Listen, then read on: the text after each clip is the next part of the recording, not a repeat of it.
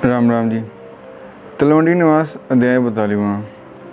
वाला जी कहन लगे, गुरु नानक जी उस रात राय बुलार दे घर ही रहे। सवेरे जदों मेहता कालू जी ते माता तृप्ता जी राय बुलार दे घर आए अते नाल चाचा लालू जी भी सन। उन्हां सारिਆਂ ने राय बुलार जी अगे बेनती की कि नानक जी साडी ते गल नहीं मनदे, पर तुहाडी गल मन लैंदे ने। तुसी किरपा करके नानक जी नूं इत्थे ही रहना करो। कोई अजिही युक्ति अपनाओ कि नानक जी तलवंडी विच ही रहन। राय बुलार जी ने कहा कि देखो, नानक जी ते परमात्मा दे रूप हैं ते मैं उन्हां दी मर्जी दे खिलाफ कोई भी शब्द नहीं कह सकदा। नानक जी दी मर्जी होएगी तो इत्थे रहणगे ते नहीं होएगी ते नहीं रहणगे। मैं उन्हां दी मर्जी दे खिलाफ उन्हां नूं किवें समझा सकदा हां। नानक जी ने राय बुलार नूं कहा कि तुसी जो तुहाडे मन विच है वह निशंक होकर कहो। फिर जदों ये बचन सुने तो राय बुलार जी ने कहा कि मेरी भी यही इच्छा है कि तुसी इत्थे ही रहो अते जो दिल करदा है वह करो। राय बुलार जी ने नानक जी ने कहा कि तुसी इत्थे खेती करो, तुहानूं मैं खेत दे देना हाँ। तुहाडे तो कोई कर भी वसूलिया नहीं जाएगा अते तुहानूं कामे भी रख देना वा, बंदे रख देना वा। तुसी सिर्फ देख रेख करोगे अते जो भी तुहाडी उस खेती तो आमदनी होएगी उसनूं अपने मन मुताबिक साधु संतां नूं खिला देना, लंगर छका देना, दीन दुखियां दी सेवा करना, जिवें तुहाडी इच्छा है उवें करना। नानक जी ने कहा कि तुसी खेती की गल करदे हो, खेती तो मैं कर ही रहा हाँ। फिर नानक जी ने यह वचन उच्चारण किए। सोरठ महला पहला कर पहला। मनहाली किरसानी करनी शरम पानी तन खेत, नाम बीज संतोख सुहागा रख गरीबी बेस।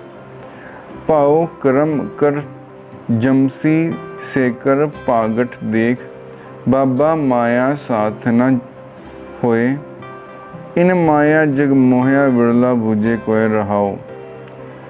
गुरु नानक जी ने कहा कि मन साडा हाली है जो खेती करता है, शरीर साडा खेत है अते इसनूं जब तब दी मेहनत दा पानी असीं दिंदे ही रहिंदे हां। नाम इस विच बीज पा के उपर संतोख दा सुहागा फेरदे हां अते गरीबी दशा विच रहिंदे हां। ये साडी खेती है, ये खेती करदे हां। प्रेम दे कथना करके खेती उगदी है तां कर तन वानी दिखाई दिंदा है। राय जी, ये दुनिया दी माया नाल नहीं जाती, इसने जगत नूं मोहिया होया है। फिर चाचा लालू जी ने कहा, ठीक है, जे तुसी खेती नहीं करनी, किसान नहीं बनना तो कोई गल नहीं। तुसी पहले मोदी खाना चलाते सी, हुण तुसी अपने पिंड विच ही एक दुकान संभाल लो, असीं तुहानूं दुकान खोल के दे दिंने हाँ। उस विचों भी तुसी जो आमदनी होएगी वो गरीबां नूं चाहे वंड दिओ, परंतु तलवंडी विच ही रहो, अपने माता पिता दी अखां दे सामने रहो। जदों ये वचन सुने तो नानक जी ने कहा कि असीं ते दुकानदारी भी करते हाँ। हान हट कर आरजा सच नाम करवत, सुरत सोच कर भांड साल तिस विच तिसनो रख, वंजारियां सिउ वनज कर ले लाहा मन हस। गुरु नानक जी कहते हैं, ना संवत उमर नूं हट्टी करो, इस विच सच्चे नाम दा सौदा पाओ। श्रेष्ठ बुद्धि नूं भांडा रखण दी थां करके उस विच उस नाम सौदे नूं रखो। संतां रूपी व्यापारियां नाल सौदा करो अते लाभ खट के प्रसन्न होवो। ये दिल सुन के लालू जी ने राय पासों खवाया कि जे तुसी दुकान भी नहीं करनी, कोई मोदी खाना भी नहीं चलाना, ते तुसी एक काम करो कि घोड़ियां दी सौदागरी कर लो। जे तुहाडा मन देश देशांतरां विच घुम्मण दा ही है तो सौदागरी कर लो घोड़ियां दी।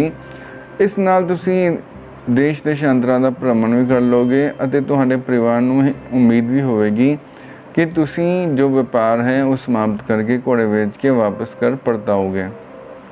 जदों ये वचन सुने नानक जी ने कहा, सुन शास्त्र सौदागरी सत घोड़े ले चल, खर्च बन चंगियाइयाँ मत मन जानही कल, निरंकार के देश जाही ता सुख लही महल। गुरु नानक जी ने कहा कि शास्त्रां दा सुनना असीं नित सौदागरी करते हाँ अते सच दे घोड़े खरीदते हाँ। श्रेष्ठ कर्मां दा खर्च पल्ले बन के तैयार रहो अते यह ना आखो कि कल ही कम करांगा।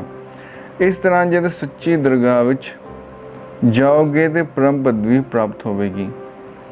कालू जी ने यह सुन के कहा, पुत्र जी तू यह भी काम करना नहीं चाहता तो एक मेरी गल सुन ले, एक मेरी गल मान ले, राजे की नौकरी कर ले।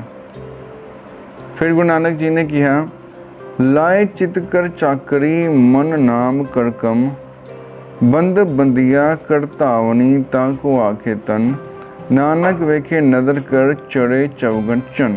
अर्थात जो चित लागे परमेश्वर की नौकरी करे तो उसके नाम मनन का कम करे ਅਤੇ मन ਨੂੰ बुराइयां वालों बन के अपने नाम मनन के कम विच दौड़ना करे तो उसनू तन कहिए। जब मालिक ऐसे नौकर नू कृपा दृष्टि करके प्रसन्नता नाल वेखेगा तो नौकर दा प्रेम होर 4 गुना वध जाएगा। इस तरह गुरु नानक जी ने चारे ही गल्लां नू कट दिता। ना तो खेती करनी मन्नी, किसान बनना मन्निया, ना दुकानदार बनना मन्निया, दुकान भी नहीं करनी, ना घोड़ियां दा व्यापार करने वास्ते मन्ने, अते अंत विच ना ही राजे की नौकरी करने वास्ते मन्ने। इन्हां सब गल्लां नाल राय बुलार जी ने नानक जी नूं तलवंडी विच ही रहन दा यतन किया, पर नानक जी ने अपनियां तरकशील गल्लां नाल सारियां गल्लां नूं कट दिता। ये उत्तम विचार सुन के सब चुप हो गए ਅਤੇ ਉਹਨਾਂ ਨੇ सोचा कि नानक जी ਨੂੰ तलवंडी ਵਿੱਚ रखना बहुत मुश्किल है। फिर राय बुलार जी ने एक अंतिम कोशिश की। उन्होंने कहा कि मैं 3 ਖੂਹਾਂ ਦੀ ਜ਼ਮੀਨ ਤੁਹਾਨੂੰ ਦੇ ਦਿੰਦਾ ਹਾਂ, ਤੁਸੀਂ ਇਹਨਾਂ ਦੀ ਆਮਦਨ ਨਾਲ ਅਖੰਡ ਲੰਗਰ ਵਰਤਾਓ, ਸਾਧੂ ਸੰਤਾਂ ਦੀ ਸੇਵਾ ਕਰੋ ਅਤੇ ਤਲਵੰਡੀ ਵਿੱਚ ਹੀ ਰਹੋ।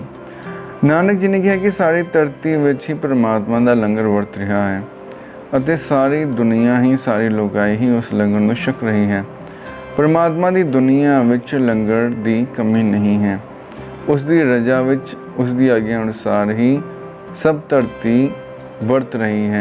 दरिया पानी दे रहे हैं, बरखा हो रही है, सूरज रोशनी दे रहा है, चंद्रमा अपनी किरणों जो वनस्पति है उसनों पुष्ट कर रहा है, जिस नाल जो वृक्ष ने वो फलों नाल लदे हुए हैं ते वो फलों नूं जीव जंतु ते इंसान सारे खा के तृप्त हो रहे हैं। मनु अपने सिर उत्ते किसी तरह का बोझ लेने की ज़रूरत नहीं है।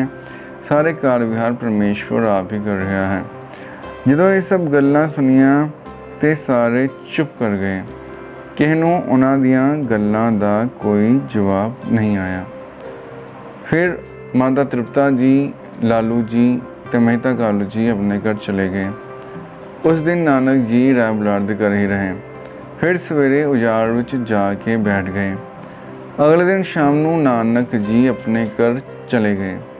जदों अपने घर गए तो माता तृप्ता जी बहुत प्रसन्न होए उन्होंने वेख के। उन्होंने कहा, पुत्र जी आप बहुत चंगा कीता, तुसीं घर आ गए हो। तुहाडा दिल करता है काम करो, नहीं करता है ना करो, पर मेरी अखां सामने ही रहो, किते जाओ ना, तुहानूं कोई कुछ नहीं कहेगा। फिर मेहता कालू जी ने कहा कि नानक जी सुनो, तुहाडा फकीरी वेश दे के शरीक मजाक करते हैं, वो सुन के मन बहुत दुख होता है। तुसीं एक काम करो, यह जो बाना है साधुओं वाला है त्याग दो अते आराम नाल घर विच बैठो। नानक जी ने कोई उत्तर ना दिता। फिर अगले दिन नानक जी सवेरे जंगलों नूं चले गए अते रात नूं वापस आ गए। इसी तरह कई दिन बतीत हो गए।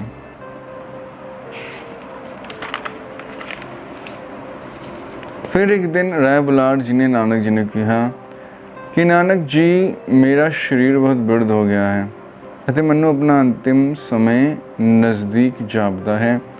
कृपा करके तुसी मैनू ज्ञान उपदेश करो। जदों राय बुलार जी ने इस तरह के वचन उच्चारण किए, नानक जी ने राय बुलार जी ने कहा कि राय बुलार जी तुहाडा मन कित्थे उलझिया होया है, तुसी आ दसो, फिर मैं तुहानूं ज्ञान उपदेश दिंदा हाँ। राय बुलार जी ने जो वचन उच्चारण किए हुए हैं, मम बनीता मेरे सुतनाती, मम सोदर इह मेरे ज्ञाति, नाम बुलार विखे मम हंता, सन बंद मही लख इंदता। ਜਦੋਂ ਇਹ ਸਾਰੇ ਵਚਨ ਰਾਏ ਬੁਲਾਰ ਜੀ ਨੇ ਕਿਹਾ ਕਿ ਮੇਰੀ ਮਮਤਾ ਪੁੱਤਰ ਵਿੱਚ ਹੈ, ਇਸਤਰੀ ਵਿੱਚ ਹੈ, ਮੇਰਾ ਨਾਮ ਹੈ ਰਾਏ ਬੁਲਾਰ, ਉਸ ਵਿੱਚ ਮੇਰੀ ਮਮਤਾ ਹੈ, ਸੰਬੰਧੀਆਂ ਵਿੱਚ ਹੈ, ਮੇਰੀ ਸੰਪत्ति ਵਿੱਚ ਹੈ। ਜਦੋਂ ਇਸ ਬਚਨ ਸੁਣੇ ਗੁਰੂ ਨਾਨਕ ਜੀ ਨੇ ਕਿਹਾ ਕਿ ਹੈ ਰਾਏ ਜੀ, ਇਹ ਜਿਹੜੇ ਸੰਬੰਧੀ ਇਸਤਰੀ ਪੁੱਤਰ ਹਨ ਇਹ ਸਭ ਤੁਹਾਨੂੰ ਜਿੰਨੇ ਮਰਜ਼ੀ ਪਿਆਰੇ ਲੱਗਦੇ ਹਨ, ਪਰ ਜਦੋਂ ਜੋ ਚੇਤਨ ਆਤਮਾ ਤੁਹਾਡੇ ਸਰੀਰ ਅੰਦਰ ਹੈ, ਜਿਸ ਕਾਰਨ ਤੁਸੀਂ ਬੋਲ ਰਹੇ ਹੋ, ਉਹ ਆਤਮਾ ਸਰੀਰ ਛੱਡ ਕੇ ਚਲੀ ਜਾਏਗੀ ਤਾਂ ਇੱਕ ਦਿਨ ਵੀ ਤੁਹਾਡੀ ਲਾਸ਼ ਨੂੰ ਆਪਣੇ ਘਰ ਨਹੀਂ ਰੱਖਣਗੇ। ਕਹਿਣਗੇ ਇਸ ਨੂੰ ਜਲਦੀ ਨਾ ਇੱਥੋਂ ਕੱਢੋ, ਨਹੀਂ ਤਾਂ ਬਦਬੂ ਫੈਲ ਜਾਏਗੀ। ਇੰਨਾ ਕੁ ਪ੍ਰੇਮ ਇਸ ਸਗੇ ਸੰਬੰਧੀਆਂ ਇਸ ਧੀ ਪੁੱਤਰ ਦਾ ਤੁਹਾਡੇ ਨਾਲ ਹੈ। ਤੂੰ ਆਪ ਆਪਣਾ ਸ਼ੁੱਧ ਰੂਪ ਚੇਤਨ ਜਨਮ ਮਰਨ ਤੋਂ ਰਹਿਤ ਹੈ। ਨਾਨਕ ਜੀ ਨੇ ਕਿਹਾ ਕਿ ਆਪਣੇ ਆਪ ਨੂੰ ਸਰੀਰ ਨਾ ਸਮਝੋ, ਆਪਣੇ ਆਪ ਨੂੰ ਸ਼ੁੱਧ ਆਤਮਾ ਸਮਝੋ। ਸ਼ੁੱਧ ਮੁਕਤ ਆਤਮਾ ਹੋ ਤੁਸੀਂ, ਜਨਮ ਮਰਨ ਤੋਂ ਰਹਿਤ ਹੋ। ਮਨ ਬੁੱਧ ਚਿੱਤ ਅਹੰਕਾਰ ਵੀ ਤੁਸੀਂ ਨਹੀਂ ਹੋ, ਤੁਸੀਂ ਸਿਰਫ ਆਤਮਾ ਹੋ ਜੋ ਨਾ ਤੇ ਜਲਦਾ ਹੈ, ਨਾ ਸੁਖਦਾ ਹੈ, ਨਾ ਕੋਈ ਕਸ਼ਟ ਭੋਗਦਾ ਹੈ। ਇਹ ਜੋ ਹਮ ਭਾਵ ਅਸੀਂ ਆਪਣੇ ਸਰੀਰ ਨਾਲ ਲਗਾ ਰੱਖਿਆ ਹੈ, ਇਹ ਦੁੱਖ ਦਾ ਕਾਰਨ ਹੈ। ਜੇ ਅਸੀਂ ਸੱਚਾ ਗਿਆਨ ਪ੍ਰਾਪਤ ਕਰ ਲਈਏ ਕਿ ਅਸੀਂ ਪਰਮਾਤਮਾ ਦੀ ਅੰਸ਼ ਹਾਂ, ਤੇ ਫਿਰ ਅਸੀਂ ਮੁਕਤੀ ਪਦ ਨੂੰ ਪ੍ਰਾਪਤ ਕਰ ਸਕਦੇ ਹਾਂ। ਇਸ ਕਰਕੇ ਆਪਣੇ ਆਪ ਨੂੰ ਮੁਕਤ ਸ਼ੁੱਧ ਆਤਮਾ ਸਮਝੋ, ਜੋ ਕਿ ਜਨਮ ਮਰਨ ਤੋਂ ਰਹਿਤ ਹੈ, ਦੁੱਖ ਕਲੇਸ਼ ਤੋਂ ਰਹਿਤ ਹੈ, ਜਵਾਨੀ ਬੁਢਾਪੇ ਤੋਂ ਵੀ ਰਹਿਤ ਹੈ। ਜਦੋਂ ਇਹ ਬਚਨ ਸੁਨੇ ਤਾਂ ਮਹਿਤਾ ਰਾਏ ਬੁਲਾਰ ਜੀ ਬਹੁਤ ਪ੍ਰਸੰਨ ਹੋਏ। ਰਾਏ ਬੁਲਾਰ ਜੀ ਨੇ ਕਿਹਾ ਕਿ ਤੁਹਾਡੇ ਅੰਮ੍ਰਿਤਮਈ ਬਚਨ ਸੁਣ ਕੇ ਮੈਨੂੰ ਆਤਮ ਗਿਆਨ ਦੀ ਪ੍ਰਾਪਤੀ ਹੋ ਗਈ ਹੈ। ਮੈਨੂੰ ਆਪਣੇ ਨਿਜ ਸਰੂਪ ਦਾ ਪਤਾ ਲੱਗ ਗਿਆ ਹੈ ਅਤੇ ਮੈਨੂੰ ਅਨੁਭਵ ਵੀ ਹੋਣ ਲੱਗ ਪਿਆ ਹੈ ਕਿ ਮੈਂ ਆਤਮ ਰੂਪ ਹਾਂ, ਇਸ ਸਰੀਰ ਤੋਂ ਨਿਆਰਾ ਹਾਂ ਅਤੇ ਤੁਹਾਡੇ ਚਰਨਾਂ ਵਿੱਚ ਮੈਂ ਬਾਰੰਬਾਰ ਪ੍ਰਣਾਮ ਕਰਦਾ ਹਾਂ। ਤੁਸੀਂ ਇਹ ਅੰਮ੍ਰਿਤਮਈ ਉਪਦੇਸ਼ ਦੇ ਕੇ ਮੈਨੂੰ ਕਰਤਾਰਥ ਕਰ ਦਿੱਤਾ ਹੈ। ਤੁਹਾਡਾ ਲੱਖ ਲੱਖ ਧੰਨਵਾਦ ਹੈ। ਤੁਸੀਂ ਸਾਖਸ਼ਾਤ ਪਰਮਾਤਮਾ ਦਾ ਰੂਪ ਹੋ। ਫਿਰ ਗੁਰੂ ਨਾਨਕ ਜੀ ਇਹ ਗਿਆਨ ਉਪਦੇਸ਼ ਦੇ ਕੇ ਆਪਣੇ ਘਰ ਵਾਪਸ ਚਲੇ ਗਏ ਤੇ ਰਾਏ ਬੁਲਾਰ ਜੀ ਨੂੰ ਆਤਮ ਗਿਆਨ ਹੋ ਗਿਆ ਤੇ ਜਨਮ ਮਰਨ ਦੇ ਚੱਕਰਾਂ ਤੋਂ ਮੁਕਤ ਹੋ ਗਏ। ਧੰਨਵਾਦ।